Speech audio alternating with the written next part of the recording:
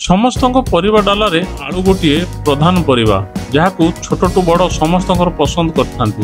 ହେଲେ ଆଳୁକୁ ନେଇ ରାଜ୍ୟରେ ଗାଁଠୁ ସହର ପର୍ଯ୍ୟନ୍ତ ନାହିଁ ନଥିବା ସମସ୍ୟା।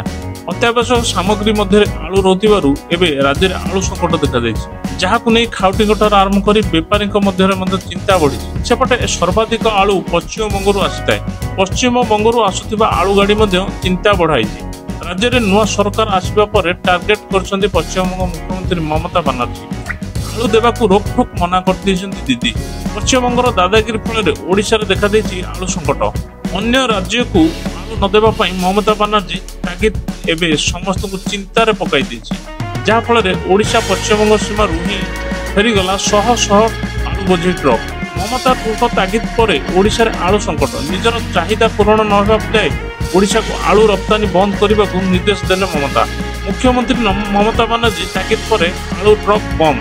ଓଡ଼ିଶା ଆସୁଥିବା ଟ୍ରକ୍କୁ ଜବରଦସ୍ତ ଫେରାଇ ନିଆଯାଉଛି।